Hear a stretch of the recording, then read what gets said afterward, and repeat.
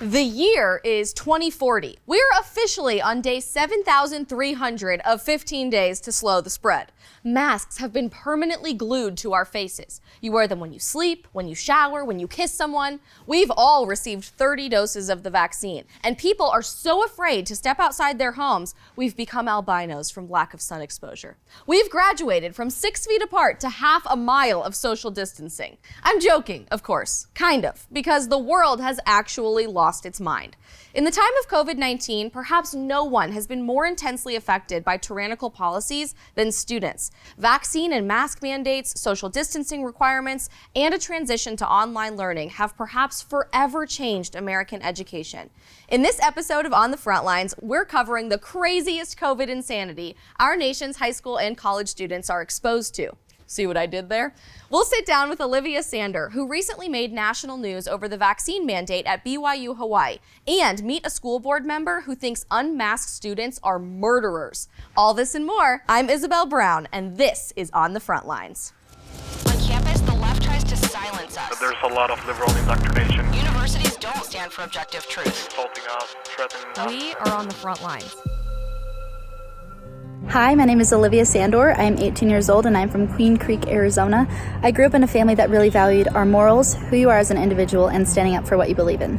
I was so excited to attend BYU Hawaii this fall until the COVID-19 vaccine came in and changed all of my plans. I'm Olivia Sandor and this is On the Frontlines.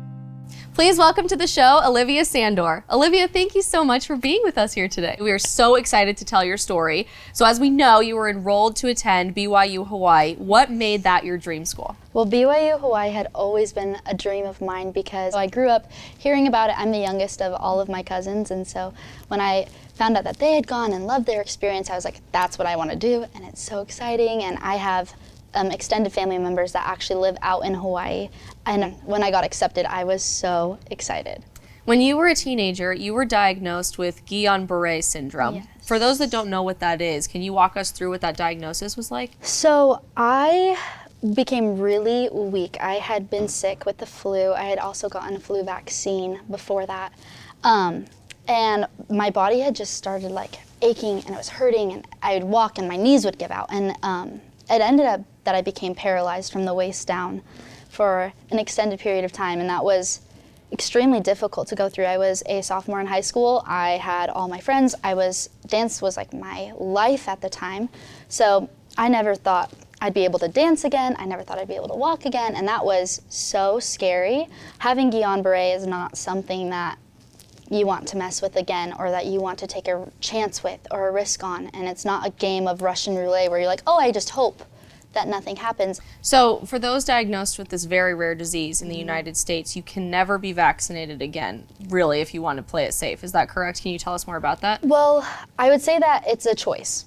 And the odds of you having a relapse of Guillain-Barré are there. So if you want to take that chance and you want to risk that, then that's your own personal choice. And I would say good for you. However, my doctors and all the medical professionals I've spoken to about my own health have strongly discouraged me getting vaccinated because of the negative effect that it already had on me, and especially because I don't want to go through the same thing again. Exactly.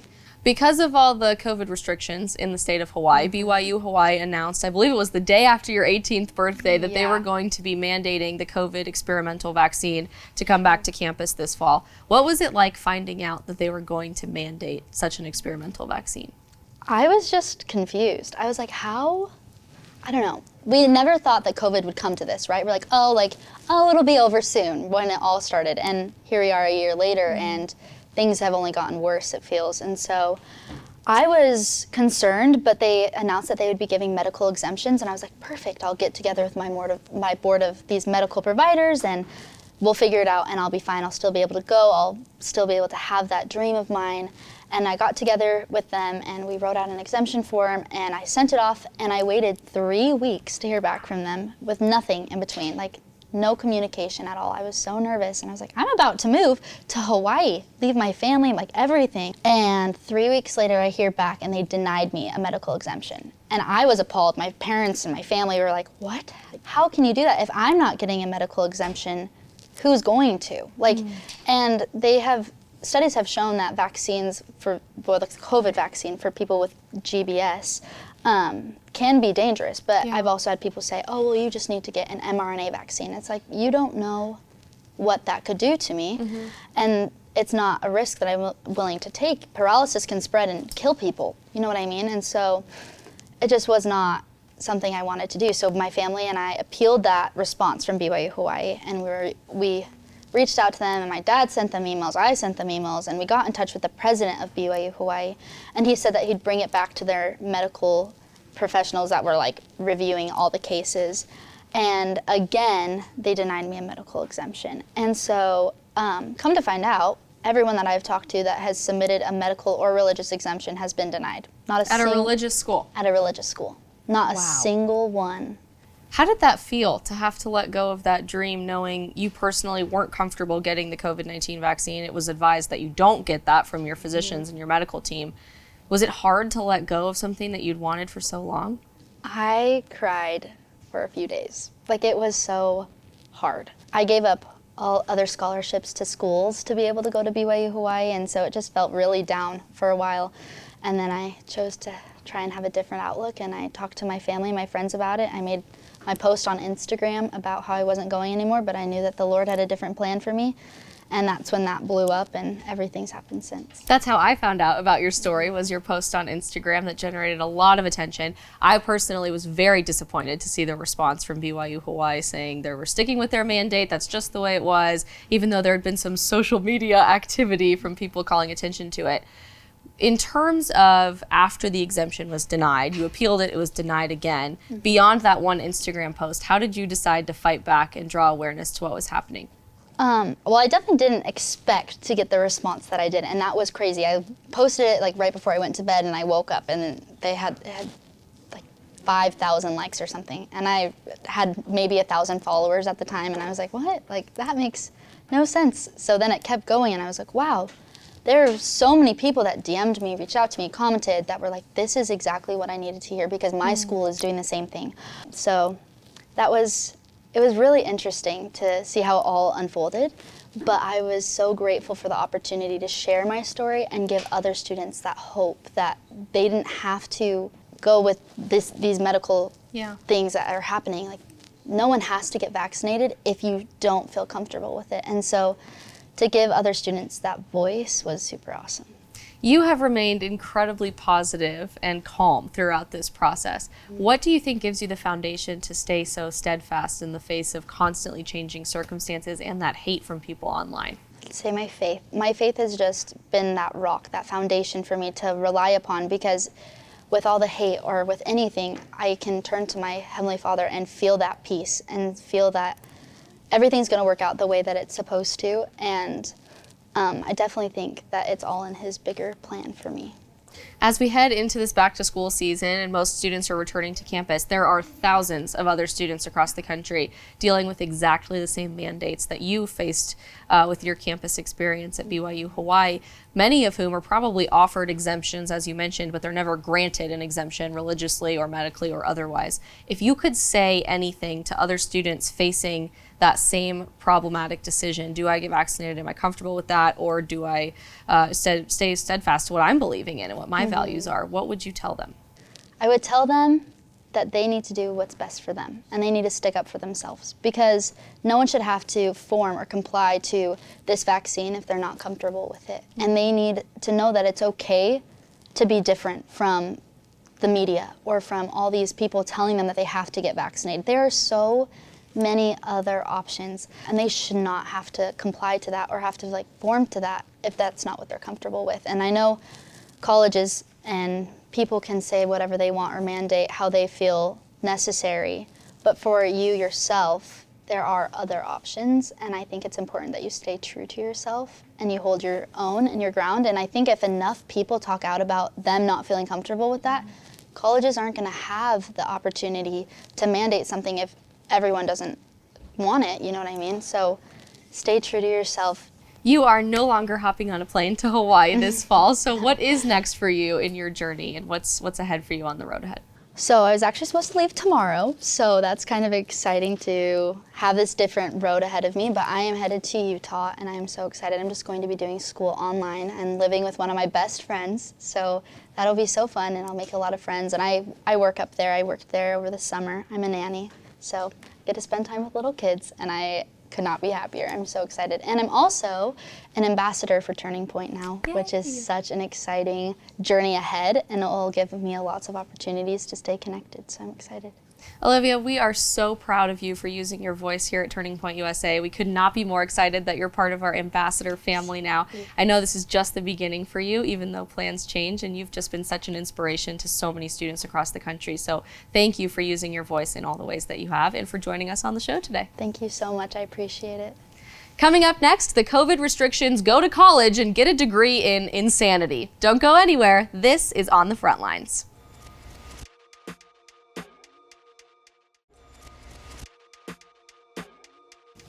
Coronavirus has changed our culture and education forevermore, from mask and vaccine mandates to social distancing on campus. Students around the country have been forced to change their motto of question everything and make your own decisions to do as you're told if it means saving lives. Today, we're headed to the University of Maryland, Cal Berkeley, the University of Minnesota, Harvard, and the rest of the Ivy League to understand just how strong COVID's impact is on college campuses. It's time for your State of Campus.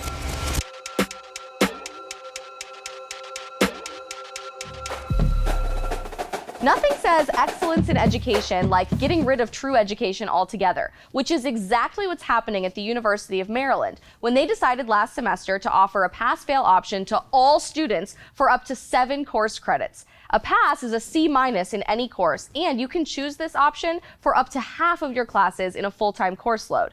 If I could pass-fail the majority of my classes, would I even try to work hard in my studies? Not even the smart nerds like me would want to strive for success if at the end of the semester it comes around and you have the option to say, meh, a C is a pass. I don't need to try any harder. I can't imagine the future of GPAs.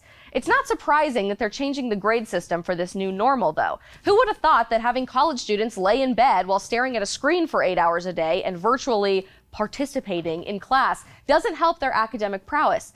Every college student knows this, but somehow not the colleges themselves. We've now accepted a lower threshold for success on college campuses. And let's just be honest here, we've also lowered the standard of education to basically WALL-E brought to life, staring mindlessly into the void of Zoom for hours on end without learning anything of substance. And if you thought virtual school was bad, just wait until we have to do everything like that, from grocery shopping to hanging out with friends. Oh, wait, that's already happening. Ever wonder what it'd be like to be in prison? If you're a student at the University of California, Berkeley, you may no longer have to. And for the record, I'm not talking about the Dementors of Azkaban sucking out your soul, aka Berkeley professors taking away any freedom of thought. In February, Berkeley mandated a self-sequester period for all on-campus residents. What does that mean? Turns out, literally prison. A memo from the university said, you are required to remain in your room as much as possible and wear a face covering while in all common areas, including bathrooms, unless brushing your teeth, washing your face, showering, etc. And further specified, you were not allowed to leave your room for solo outdoor exercise or go to the store. On top of all of that insanity, Berkeley students were also encouraged to rat out their peers by alerting campus authorities if anyone violated these mandates. I know Berkeley is already known as the most leftist university in America, but geez, I didn't realize their campus is now considered a communist nation. Don't just teach the evils of communism. Just literally show students how it works. Convince them it's the only way, and then let them turn on one another. What a brilliant plan! This is one of the most haunting aspects of COVID regulations, all of the forced isolation.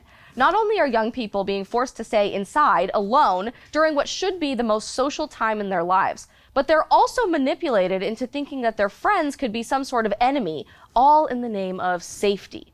Over in Oklahoma, more young people are being coerced to believe that their peers are murderers. Yeah, you heard that right. Stick around for the full story coming up on this week's special School Board Watch List. This is On the Frontlines.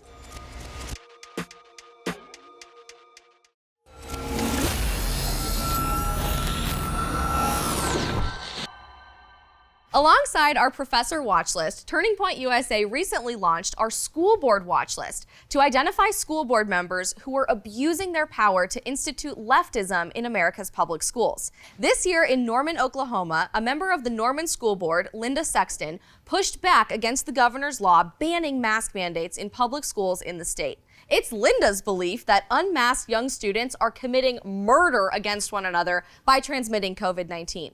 She actually said during a school board meeting, it's just not okay for kids to commit murder by coming to school without a mask. Forget every other danger a child faces on a day-to-day basis. The real threat is the maskless child sitting right next to them, breathing air, sharing school supplies, and God forbid, even forming new thoughts. Not only do so many of today's school boards fear children breathing in fresh air, but they're clearly afraid these kids will show any bit of their individualism. Indoctrination is everywhere. Now, school board members are just as bad as the college professors. So get in on the action and fight for your kids' rights. Linda Sexton, you're on our list. And all you other school board members out there, keep it up, and you just might make our school board watch list.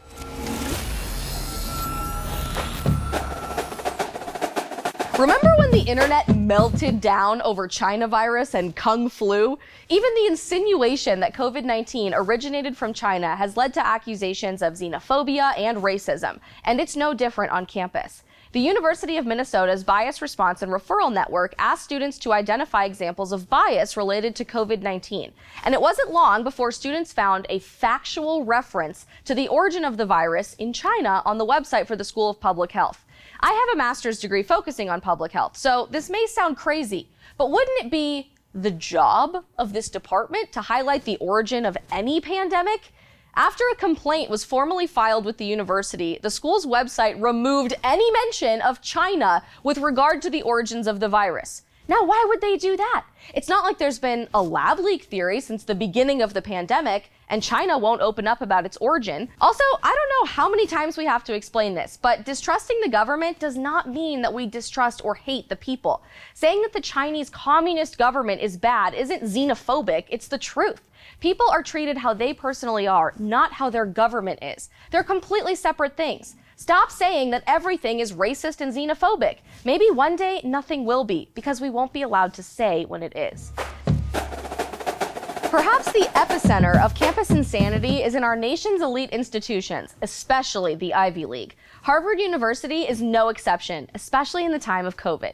Figure this one out. Researchers at Harvard University have officially claimed that COVID transmission wouldn't have been so bad if only the United States had paid reparations to Black people. What? Dr. Eugene Richardson and Dr. Momin Malik looked into COVID transmission rates in the state of Louisiana, a state diverse in both wealth and race, and the nation of South Korea, a more homogenous nation in both categories. I guess it's pretty logical to compare one state's COVID rates to the rates of an entire country. Makes sense. Oh, and excuse me, doctors, but it seems that you imply that South Korea took COVID better because they were not of diverse race? How is that inclusive? What are you trying to say here? Together, Drs. Richardson and Malik drafted a research paper later published in the journal Social Science and Medicine. They claim reparations that allow people to not need frontline jobs would both spread the risk of these jobs across the population and may also lead to overall higher wages and better working conditions in frontline work, and that the number of new COVID infections should be more justly described as a form of symbolic violence, since institutionalized racism and sexism have supposedly contributed to viral spread. Yeah, I didn't get that either. They're basically saying that if there were reparations, less Black people would feel the need to work frontline jobs, and that this would allow other people to get these jobs to make them more diverse. Okay, ready for this, Harvard? This is how many people are working frontline jobs by race. Asians at 40%, white Americans at 21.4%, Hispanics at 26%, and Black Americans at 29.7%. It turns out we don't really need to help diversify frontline workers, since it's already incredibly diverse. But that doesn't matter, because apparently Black Americans suffer the most inherently always. And by the way, how incredibly demeaning to suggest that any person can't just choose what job they want if they're willing to work hard enough. Only in the Ivy League can a theory like this even get attention, let alone be praised as a solution. Ah, those Harvard degrees. Have we really arrived at the point in human history where we feel like we've learned everything there was to learn in the world, so we're just making crap up now? Once again, racism has caused everything, except when it literally doesn't. Speaking of the Ivy League, the universities with some of the largest endowments have benefited the most from government coronavirus relief spending. When the $1.9 trillion COVID relief bill was passed last spring, elite Ivy League institutions pocketed millions of dollars, even though their endowments had already increased throughout the beginning of the pandemic. Cornell University made out like bandits with $33 million in federal aid. Columbia with $32.9 million, Penn with more than $26 million, Harvard with more than $25 million, Yale with nearly $20 million, and Brown, Princeton, and Dartmouth with millions too. Keep this in mind, some of these schools' endowments are the biggest in the world. We're talking tens of billions of dollars. Students most likely to put "Eat the Rich" on a picket sign wouldn't know their #privilege if it smacked them in the face. And by the way, aren't we supposed to be using COVID relief money to care for those most impacted by the virus, rather than the universities encouraging more shutdowns who could financially recover anyway? Oh, but that means the left would have to actually care about the very people it exploits. And in a leftist world, we can't have that. Honestly, there's no better place to end this week's State of Campus than with the unhinged hypocrisy of some of our biggest and dimmest elites. What has COVID been like on your campus? Have you had a crazy experience? Tell us your story in the comments section, and that's your State of Campus.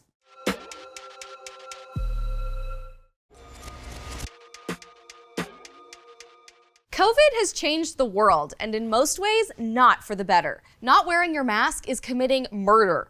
Grades have been thrown out the window in the name of public health. Ivy Leagues are pocketing money more than ever before. And everything, as always, is inherently racist. We must stand up and fight against our institution's tyranny or risk seeing the greatest nation in the world crumble. This is your voice, your stories, your fight. Together, we are on the front lines.